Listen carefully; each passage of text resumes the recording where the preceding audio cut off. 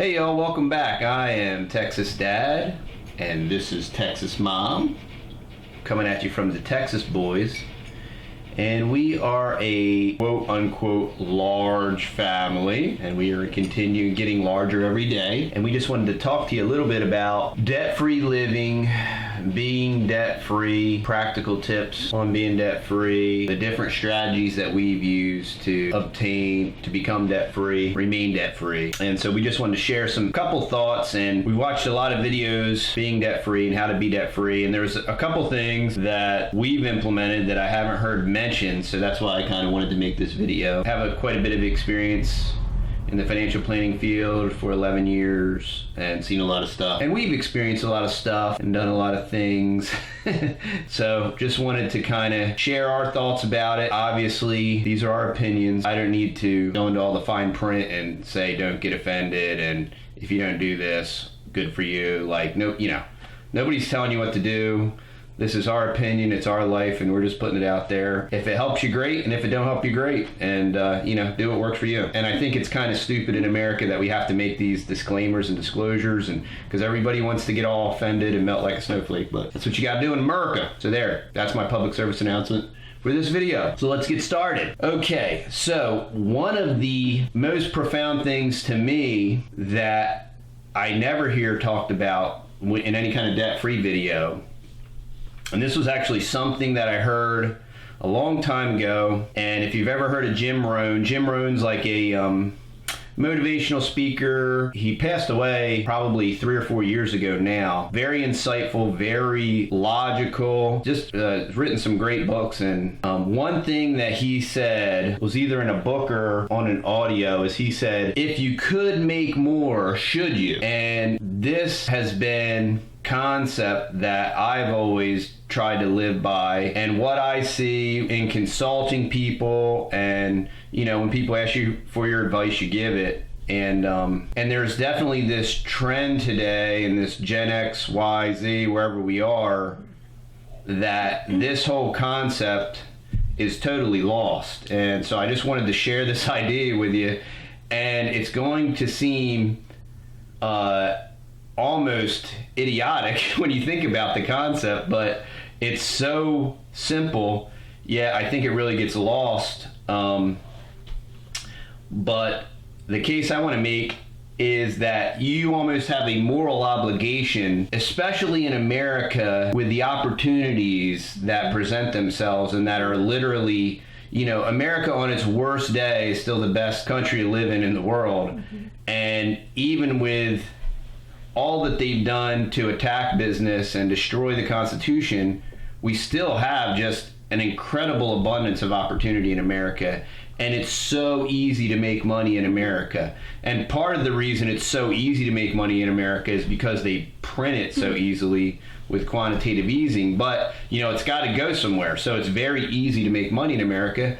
And what kind of changed my thought process and paradigm was, if you could work the same amount of hours with the same amount of effort, and all things being equal, if you could literally make double and you do not violate any of your principles or morals or spiritual Christian beliefs, should you? And I would say you have a moral obligation. If you're working, and another myth that has to be refuted is there's no such thing as a 40-hour work week. If you're going to work, because when Nixon destroyed the gold standard, was that Bretton Woods or whatever, 71, it destroyed the buying power of money. And this whole concept of a 40-hour work week and a single provider for the home got flushed out the window. And I don't want to get into the all historical background of it, but there is no such thing as a 40-hour work week. And I think even in 2-income homes, there's not even any such thing as a 40-hour work week. And if you're going to be a man and provide for your family, the first thing you have to do is flush the concept of a 40-hour work week, because it doesn't exist.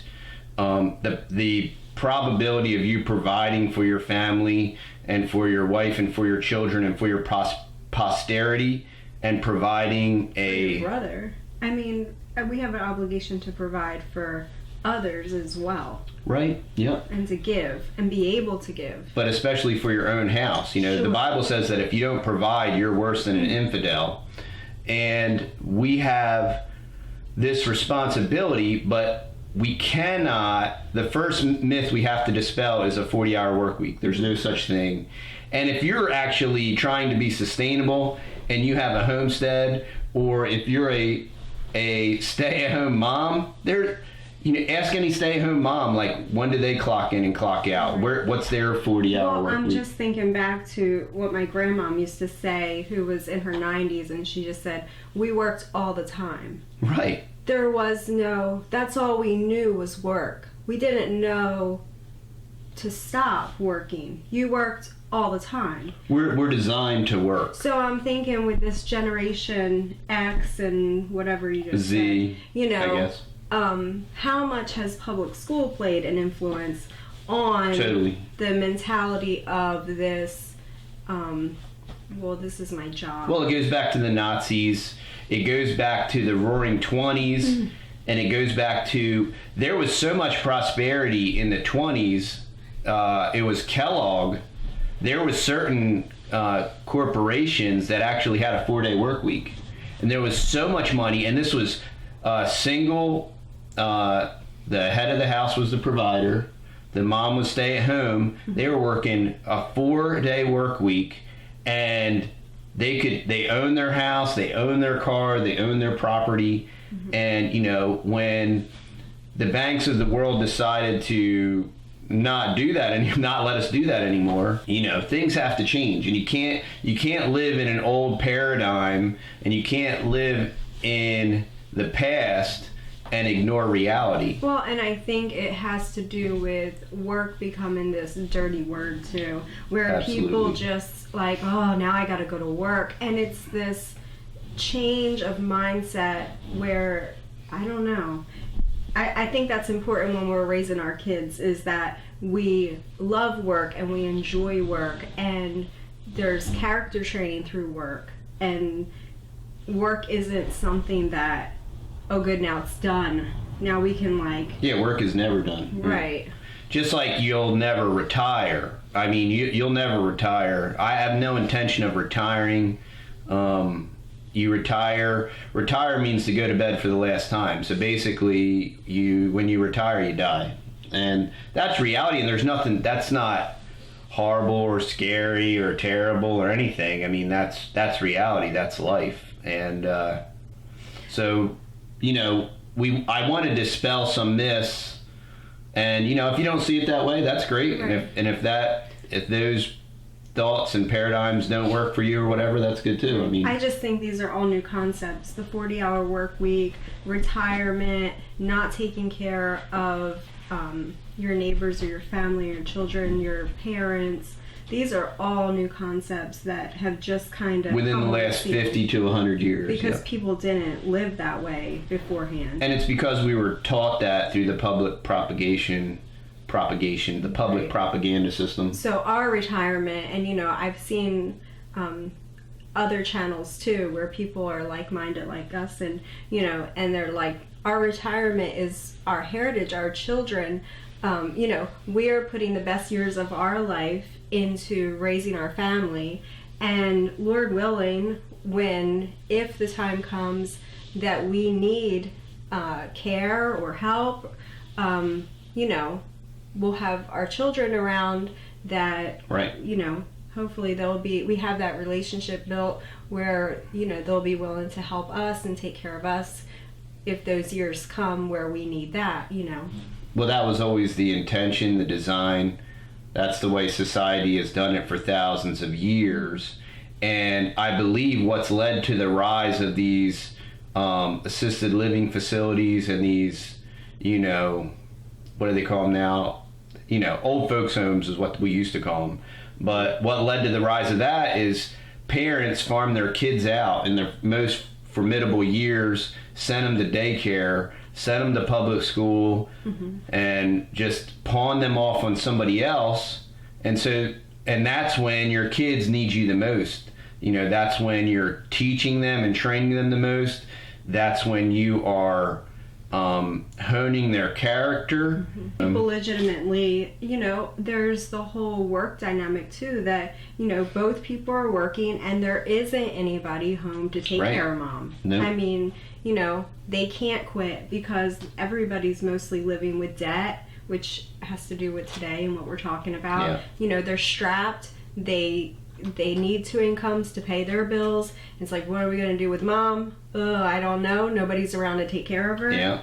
We'll just, we'll put her in the nursing home. And there's extreme situations, of course. Where people actually need to be.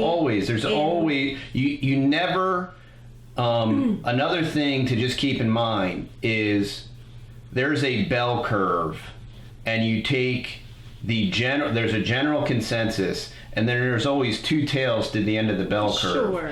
And you never base your argument or your approach or philosophy on either end of the bell curve. You work within the median, because we'll put the video out and you'll get all these comments, oh, well, I'm a single mom, or my mom needed, I have muscular dystrophy, or whatever. Absolutely. I mean, but you're on the outside of the bell curve, and we're talking about, this is general applications, general ideas, general concepts that as a society as a whole we've changed, can be applied generally, and there will always be exceptions. There are always exceptions to the rule. Of course, we're giving grace where there's grace. I Right. guess getting back to, our retirement plan is, Lord willing, if it's at all possible, is to downsize, to maybe have a little cabin or a little room off of one of the boys' houses or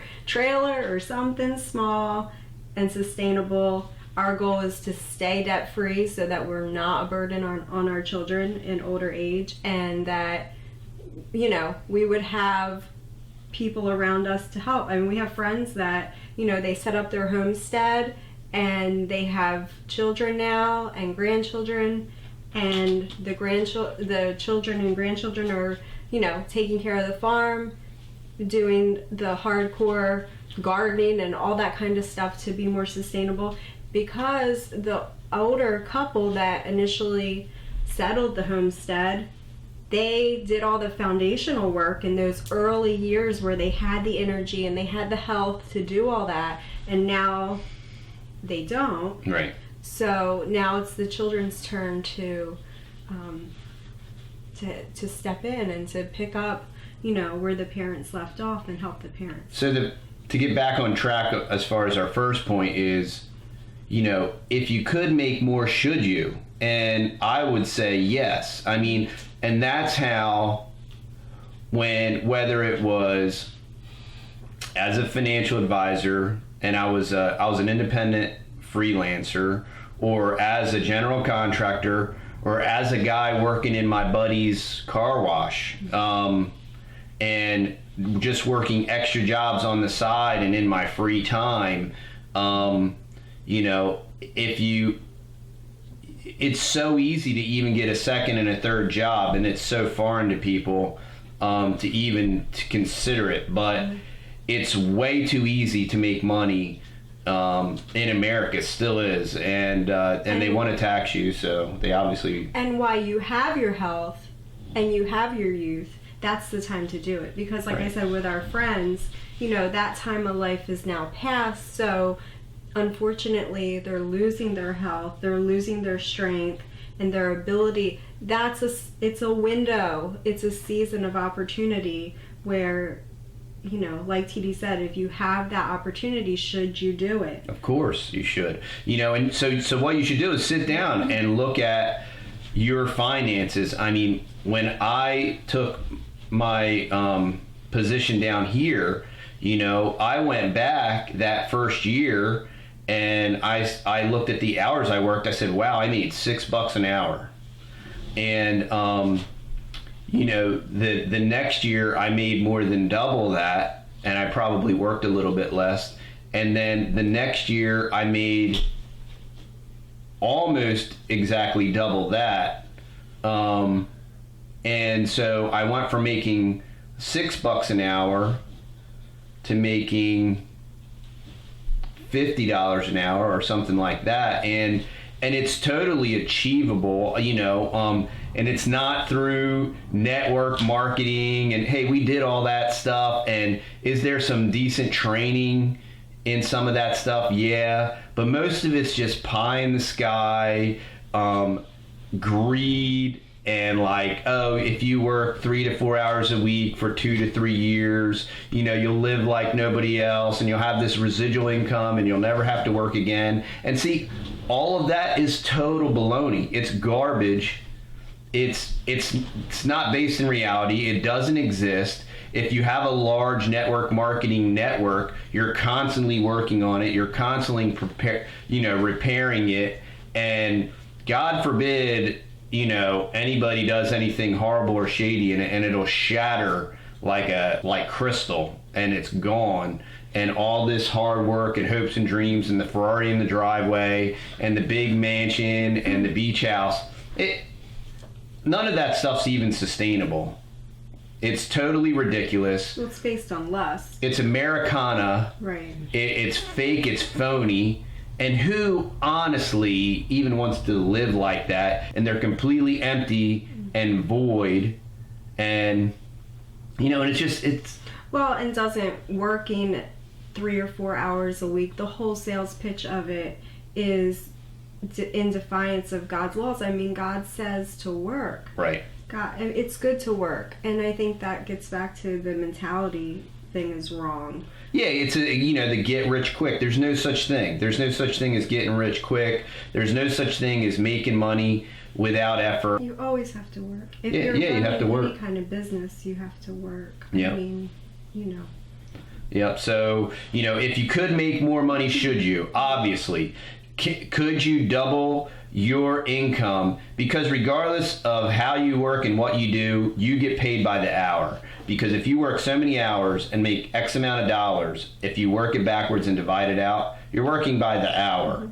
So if you could go from making $20 an hour to $40 an hour, working the same amount of time with the same amount of effort, and not violate your principles, not violate your ethics, not go against your beliefs, should you do that? Obviously, yes, you should. Mm-hmm. Now, if you think about how powerful that is, if you have $30,000 in expenses a month, right, and you're making $50,000 a year before taxes, okay, so you have X amount of discretionary income, if there is such a thing, right?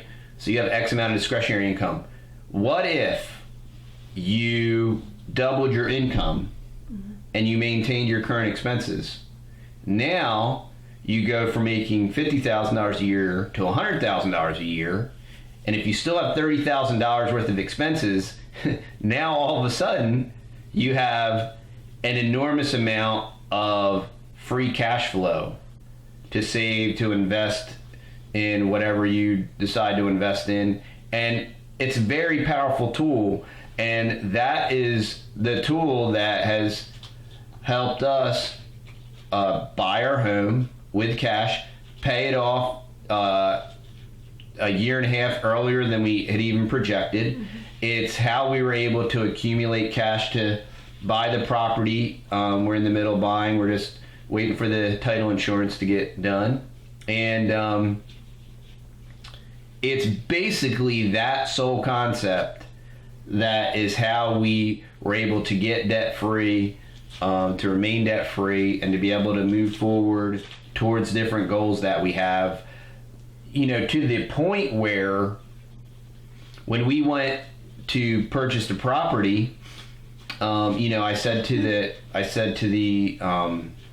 current owner, I said, well, we have this much cash, and could we owner finance the difference?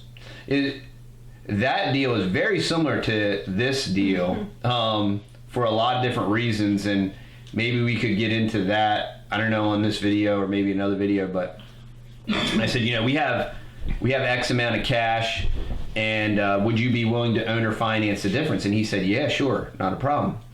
And when I started bean counting and putting everything together, I actually had a considerable amount more than what I thought we had. And I said, oh yeah, by the way, we don't have to own or finance anything. We'll just be able to pay for it all up front. And that is that power of, just working hard and doing more than you can to achieve your goals. So, that's point number one. If you could make more, should you? My second quick little point, and this is super powerful and it's not complicated, and we don't do this anymore just because of the current position we're in. But when we had a big house with a lot of equity, one strategy that I used that was very powerful is we used our home equity line of credit as a slush fund and basically the concept is, and you can look at videos out there. There's probably, I haven't found any videos on YouTube. I'm sure there's lots of videos like this. There's guys that are talking about Be the Bank and different things like that. And the important thing to understand is you don't need to buy some $3,000 multi-level software package to manage your home equity line of credit account and pay your bills, but it's a very, very basic, simple concept. And what you do is you use your home equity line of credit like a checking account. You deposit all your income into your home equity line of credit, and you pay all of your bills out of your home equity line of credit. Now, what that does is that a home equity line of credit interest is based on a daily moving average. So by depositing, you have to look at it differently. From a banking standpoint, it would look like a payment. You're making a payment towards your home equity line of credit. But from a checking account standpoint, if you're looking at it like that, you're depositing your income into your home equity line of credit, and then you're paying your bills out of your home equity line of credit.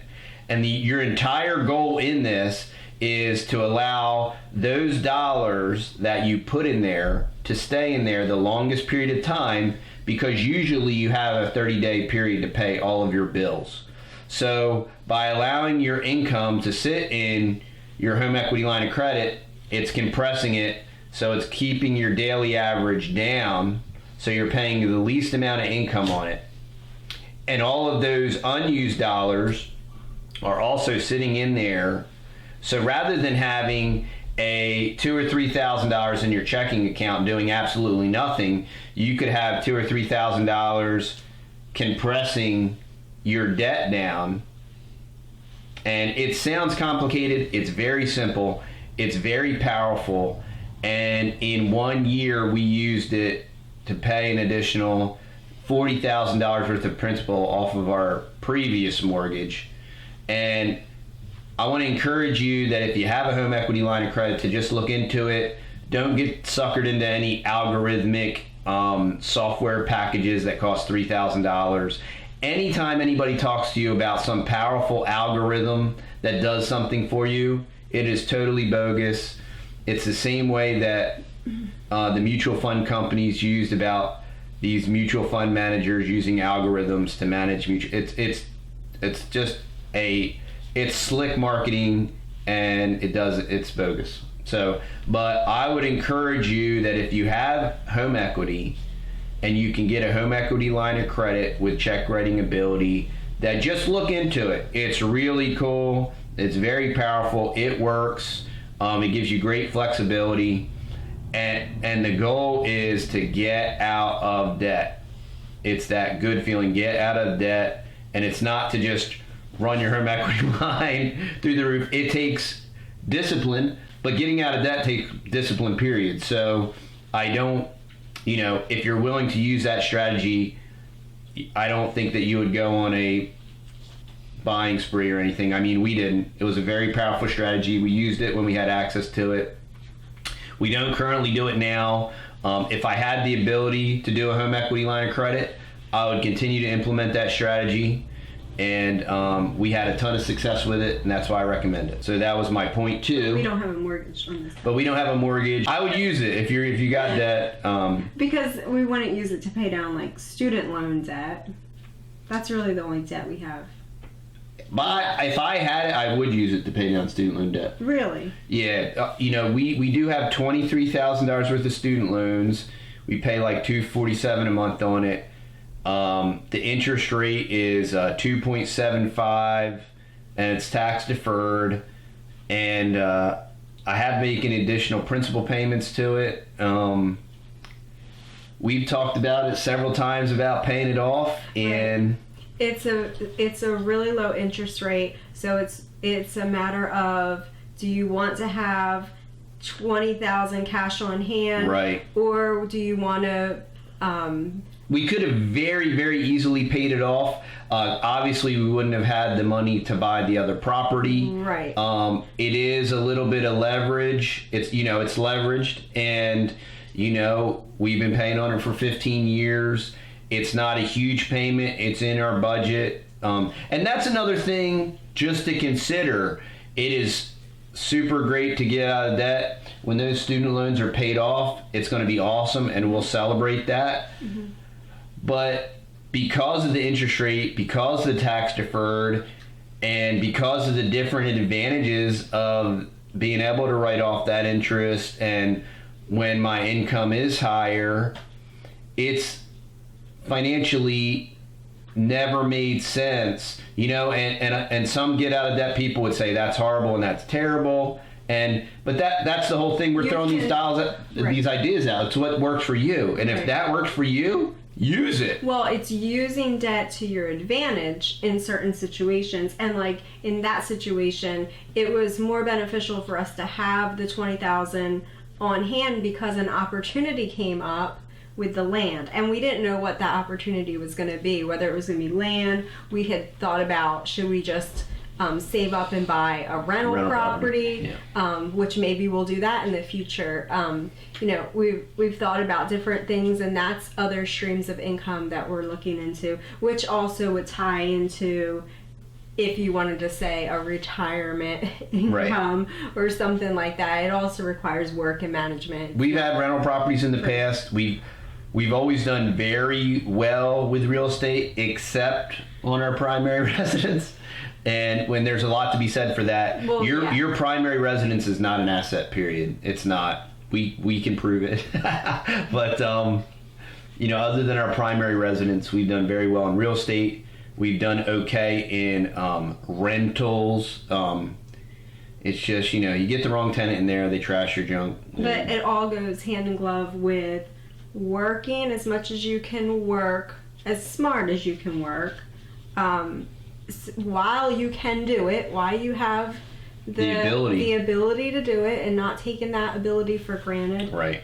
And so that way you can put your family in the best position that you can be in to do whatever you want to do, to homestead, to have other streams of income, whatever. Right.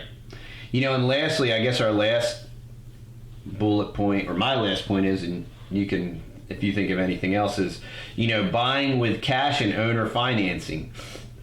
This has worked. Now we didn't do that before. We've only done that down here in Texas, but this has worked out great twice now with this property, and it doesn't hurt to ask. Now, one thing that I don't think is successful is not having any money and wanting to buy a property. And I know there's all this books on this and other people's money and all this stuff, and I've read all the books, but I mean, from my experience, if you go to somebody and you don't have any savings and you're like, oh, hey, will you owner finance this? And they say, well, yeah, sure. How much do you have to put down? And you're like, well, nothing. But, look, dude, if you don't have anything, why in the world would I owner finance this to you? You are not fiscally responsible, okay, clearly, or you would have something. And how are you going to be able to make the payments? And then how are you going to make the payments for an extended period of time if you don't have anything? So if you are going to owner finance, the first recommendation I would make is that you obviously need a minimum of 80% of the asking price to put down for two reasons. One, you'll have a manageable owner finance payment to make.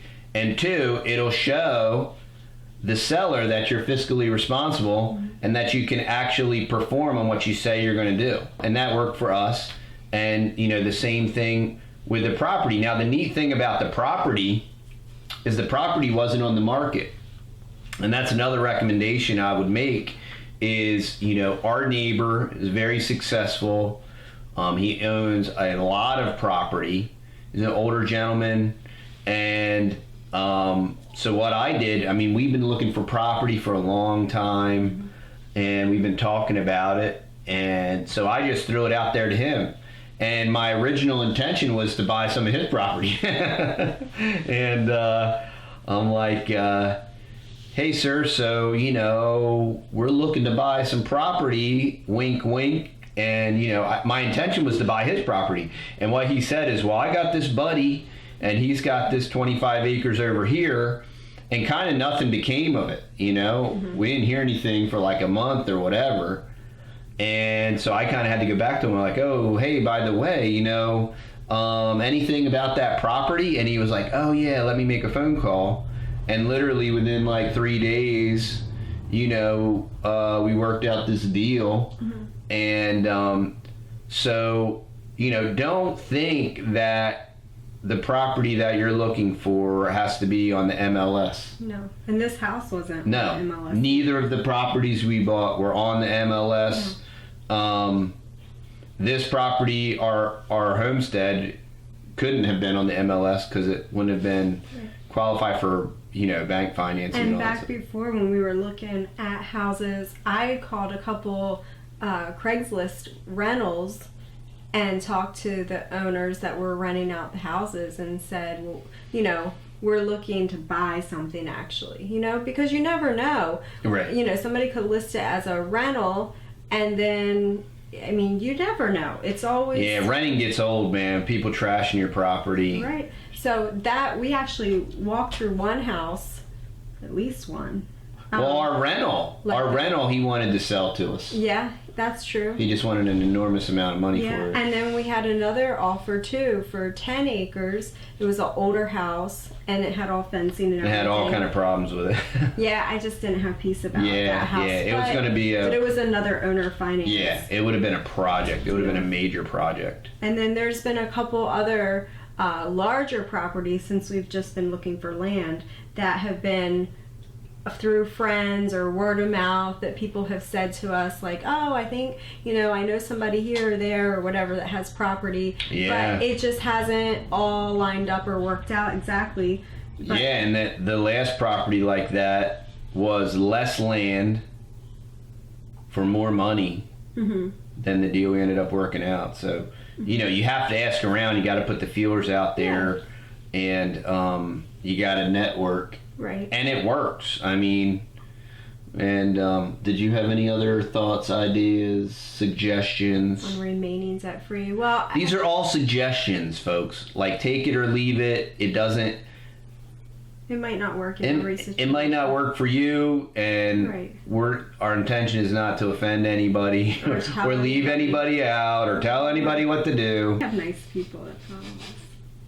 We do. We have great subscribers. We have super awesome people that follow us. We do. We really do. We very, very, very rarely, if ever, get any kind of negative. I was just thinking to add, the value of what goes with working 24/7, I guess. But just the value of the wife being at home and how... 1,000,000%. It's the only way you can do it. It's the only way that I can do what I do.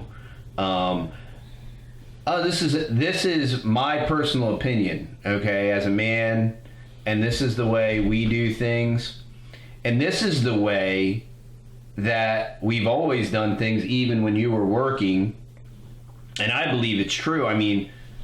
The woman is created to be the helper, and I don't believe that it's the woman's responsibility to be responsible for the bills, to the point where I don't think they need the stress of knowing what the bills are, when they're due, how much money's there. And some people can think that that's dinosaur and archaic and whatever, but that's my experience. Mm-hmm. And so from a bills standpoint and different things like that, I've always wanted to protect Texas Mom from stuff like that. Like, look, I got this. I'm going to pay the bills. You do not need to worry about it. You have enough things. You have enough kids to worry about. You got enough stuff to do. You don't have to worry about it. You don't have to make sure this stuff gets paid. You don't have to make sure it's on time, because that's my responsibility. What would you recommend to somebody who has a family, say, and they're working a job that just barely pays for their needs? So they're not able to get ahead. They're not able to save for any long-term goals. They're just barely eking by, which is the boat that we were in. Right. For the first year that we were down here. Yep. Yeah, I would say get a different job, or get multiple jobs and make more money. It's not really complicated. It's basic math, but put in more effort, produce more. That's what you did, right? Yes. Is that you just... Well, what changed for me with my job is I was putting in the effort. I was front loading it, one, in sales, you have to fill the pipeline, and you don't, there's not an immediate payback in sales. You have to do the work. You have to, it's a lot like farming. You got to plow the land, you got to prep it, you got to get it ready, then you plant it, and it's not like, those preparatory processes, it's not instantaneous. And that's life. I mean, those are allegories of life. That's the way life is. But if you are at a dead-end job and you know that you're going to make $12 an hour, and you're not going to make $13 an hour, and that there's no way you'll make $15 an hour, get a different job, and or get another job, get multiple jobs. And wow, that seems really practical and logical, and it is, and somehow it gets lost in the ether. But so would you recommend somebody going back to school maybe if they needed to move up? Anybody that asks me now, I always recommend a real trade. I always recommend, HVAC, plumbing, electrical. If you can squeeze that into your schedule and make that work, of course I would recommend that. But from a practical standpoint, is just get a different job. Because there's lots of opportunities of regular jobs that you might not need special licensing, of course, or things like that for most jobs. Yeah, I mean, there's a lot of trucking jobs where and it's a means to an end. It's not. I wouldn't necessarily say it's a career. I mean, there are some really good. I have a lot of some of my greatest friends are all drivers, and whether it's for a soda company or whether it's you're transporting gasoline, I mean, there are tremendous careers doing that, making very good money, and it's not over the road. It's a day or a swing shift, and then from there you only need a college degree to drive a truck. Can they move into management, or they will be able to take that experience and do something else with it? Yeah, or develop their own hot shop business and transport stuff over the road and make their own schedule and make an incredible amount of money with more flexibility. There's plenty of guys down here that hot shot, and I mean, hot shotting is, but you need to have the truck, you need to have the bed, you need to have the ability to transport stuff. But hot shotting is an incredible opportunity. I think there's even like some reality TV show on one of those channels about people that hot shot, and I know a couple guys that hot shot, and the money's incredible. Right. And it doesn't, it's not rocket science.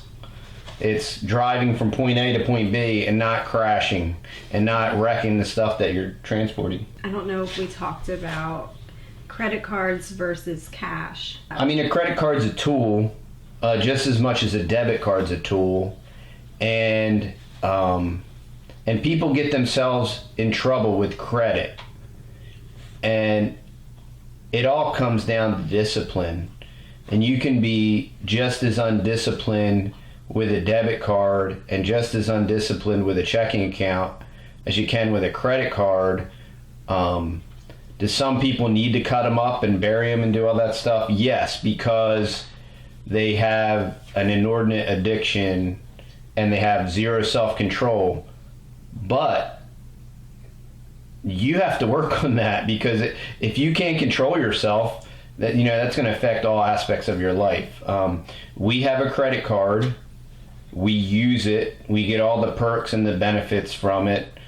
We don't need it, but we get all the cash backs and all that stuff, and we pay it off every month. And we're what the credit card company refers to as freeloaders. We're freeloaders. We get all the perks and the benefits. We never carry a balance.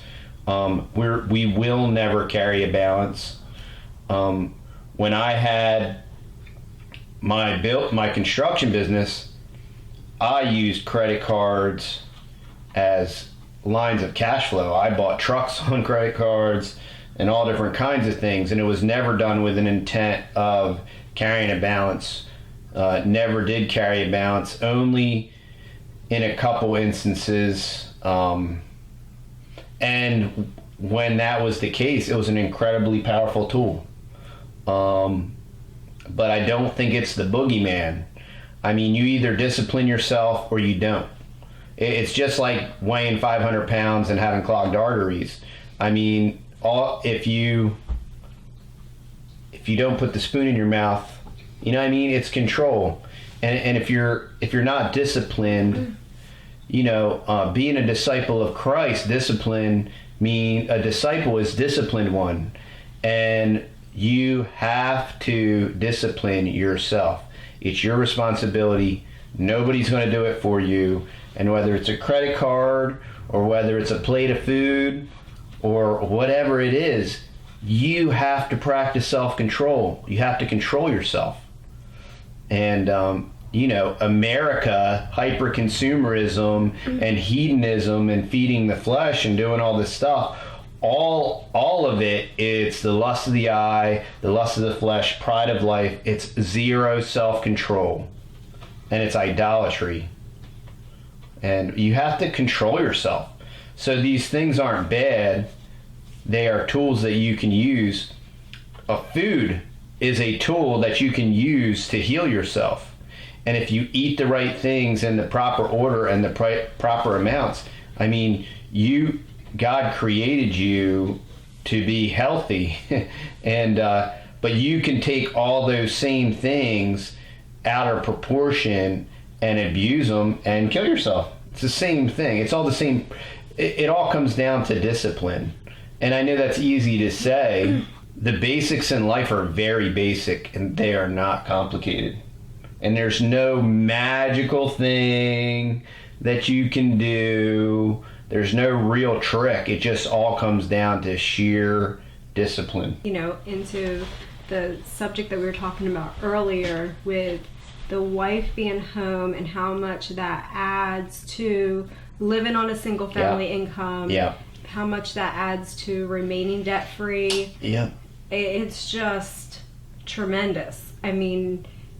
Not having to feel the pressure of the world to keep up with trends. And the cost of daycare, the incredible, insurmountable cost of daycare. And Christian school. It's incredible. But Benjamin Franklin said a penny saved is a penny earned. And what Texas Mom does to save money, a wife that keeps the house and raises the children and manages the home can save far more than they could ever possibly make in the workforce. And, as a financial planner, we looked at people's, income profiles all the time. And you would go down and it had left column, right column, it had the husband, had the wife, and you could go down that with the incomes and expenses. And almost exclusively every time, I'm like, wow, well, if she didn't have a job, they would probably have more money. Mm-hmm. And I mean, every time. That was the case with us too. That was totally the case with us. It was a big leap of faith to give up that income when I had Goober, and we finally made that decision for me. Yeah, you were making twice as much as I was making. Right. So it was a big leap of faith, but we just decided to do it. And it's amazing that when you come home and you take it seriously, and that becomes, I'll just say for lack of better words, your profession, your main focus becomes the home and nothing else. You can just dive into that and manage that thing and get it down to a science. And that's when I started learning how to cook, and how to cook from scratch, and how to feed my family right. And boy, the expenses just got cut down, and started doing cloth diapers and saving money. And it's insane. I was reading this blog about this homeschool mom, right? And she was bragging about like how much her and her kids eat out, going here to karate and ballet and all this stuff, and they're literally eating McDonald's. She didn't say which one, McDonald's. And they were eating fruit cups and french fries, and she was getting kale salads and french fries, and she was like bragging about it. And it was like, and I'm like, wow, that is America. That's America, because you have somebody that's actually supposedly homeschooling their kids, mm-hmm. and they see the value in that, but they're so brainwashed and deluded. Well, there's a difference between being a stay-at-home mom and actually staying home. Yeah. And you can save a lot when you're actually at home. It doesn't mean you never leave the house, but it does mean that you leave intentionally with a purpose. You're not just running all around doing all the same things that the world is doing when they have two incomes coming into the house. You're living purposefully, and you're managing your home. Yeah, and you have a job to do. Like, if I was killing myself every day, working my guts out, and making a ton of money, and you guys were like off goofing around and eating McDonald's french fries, I would stinking be ticked. Well, sure, it's not being responsible. It's right. Not being a good totally steward. Irresponsible. I have a responsibility to be a good steward of the money that's brought into this house. And it doesn't mean that we don't do special things once in a while, or you don't splurge once in a while, because of course you do, but you don't do it all the time and be reckless with it. It's disrespectful. The key, okay, the secret, you want the secret? The secret is That's observe good. the masses and do the opposite. That's true. If the majority of what you do is the opposite of what everybody else does, you win. That's true. Yeah. And that's why you'll be the weirdo. And I gladly embrace my weirdoism. It's a badge of honor, because I don't want to have what everybody else has. I don't want to be like anybody else. I don't want to have their problems. I don't want to have their debt. I don't have any of that stuff. And if that makes me a weirdo, praise the Lord. I love being a weirdo. Right. And it's learning to do without. Like, I keep thinking back of the things that my grandmom told me. Like, the things that you think you need or we need in this generation, you don't need. Like, they got it. Like a generation or two ago, they understood it. They went through the Great Depression. They understood really what you need. And you don't need a meal that looks like it's been posted on Pinterest every night. And you don't need a house that looks like it came from Pinterest. And you don't need the car in the driveway that just got advertised on the hottest new Christmas commercial. Lexus. You know, you don't, the things that we really need are minimal, and there's joy and there's happiness. It's not like we're living this impoverished life. I mean, it's, you know, everybody is going to get the opportunity to experience the Great Depression. Everybody. And a word of warning, I guess, like the handwriting isn't on the wall. It's coming. It's going to pop. And when you watch this Bitcoin thing pop and watch the government and what they do with Bitcoin, and the whole Bitcoin bubble is being created to pop it, one, to discredit cryptocurrency and just explain how the government needs to be more involved and control everything. But this whole Bitcoin thing is a complete and total scam, runaway train Ponzi scheme. And maybe Ethereum is an actual better alternative, but this whole Bitcoin bubble and this race to the top, I mean, every single fundamental about Bitcoin screams bubble, it screams massive pop, and it screams government regulation, and the government's doing it. And it's just another government move. So you want a little more financial advice? Bitcoin, avoid it like the plague. Right. Invest in Scam. things. Think, you know, talk to some people that are older, that have been through some stuff, and what did they do? You know, they grew their own food. They had a garden. They had some chickens. They worked. They worked while there was opportunity to work, and they saved while there was opportunity, because you don't know what's ahead. None of us know what's ahead, and that's just being wise. Yeah. That's, I guess, pretty much it, you know. I think we could ramble forever, you know, but yeah. In a nutshell, yeah, observe the masses, like TD's saying, and do the opposite. And hey, we don't have it all down pat.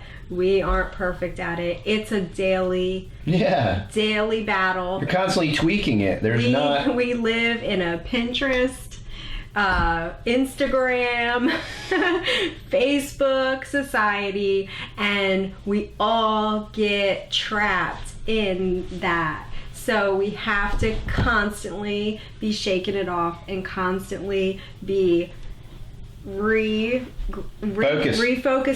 on, always. Wait a minute, that's not my goal. Right. What's always. my goal? And reevaluate, just like with how much money do you make an hour? Well, let's evaluate it. Right. How many hours do I work? How much do I make an hour? Okay, what if I doubled my income? What if I doubled how much I make per hour, and how would that impact us? And if it would impact us and it would help us reach our goals, why wouldn't I do that? And here's an idea. Why not just try to do that? And what if, in trying to do that, instead of doubling your income, what if you just increased your income 10, 20, 30, or 50%? And what kind of impact would that have? I mean, and that seems like such a basic, no-brainer concept, but it's totally lost today. It's incredible, the stuff that people do and say. And what can I do without? On my side of managing the home, what can we cut out? You know, for years, you know, we didn't use paper products. For years, you know, cloth diapers. I've always cloth diapered all my babies. Managed the kids' clothes, kept them at a minimum. Bought stuff at Walmart or thrift stores. Bought used shoes, kids' shoes on eBay. I mean, there's things that you can do to manage. And we don't have snacks. We don't have pre-made snacks.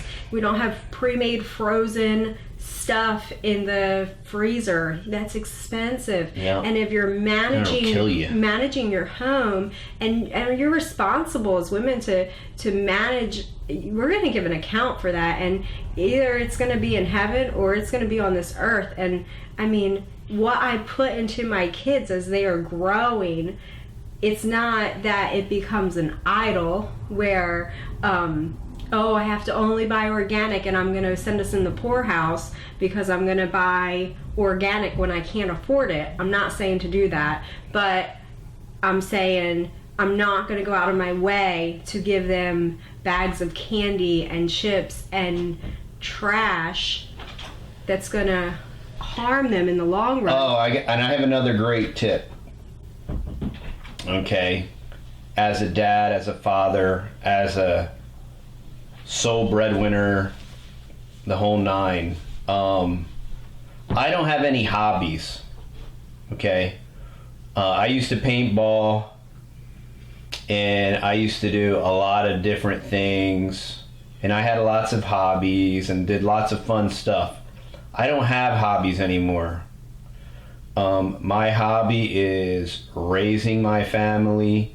My hobby is providing for my family. My hobby is raising my boys, teaching them, training them, working with them, spending time with my family. That's my hobby. And guess what? I don't waste money on a hobby. I would waste an incredible amount of money on all these hobbies and my time, and I don't have any video game consoles. I don't play video games. I don't have time to play video games, and video games don't pay me any money to play video games. So I am a grown man, and I don't play games, and I don't have hobbies, and I don't play paintball. And now, occasionally, would it be cool to take the boys and do some paintball and do some fun stuff and all that great stuff? As a family activity. Yeah, of course. Yeah, it'd be awesome. And I'd love to teach them different things about that, and it'd be lots of fun. But I don't have me time, and I don't have hobbies, and I don't do any of that and stuff. we're not training the boys. We have and our little butterfly is looking to as an example for a husband in the future, and we don't want to. They're very impressionable, and they're only in our care for just a few years, and we don't want to be training bad habits. And even if you only play video games for an hour or two a night, what habit are you creating and instilling in your child? And we see this epidemic.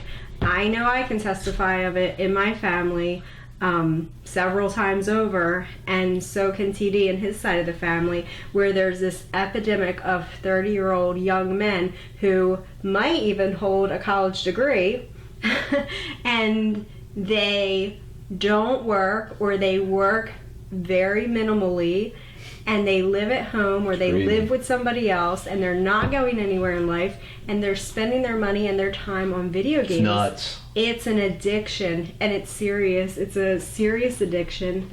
It's an escape from reality. Yeah, it's escapism. And it's not good. I mean, I would be very afraid if Little Miss Butterfly brought home anybody who enjoyed playing video games. Yeah, it wouldn't happen.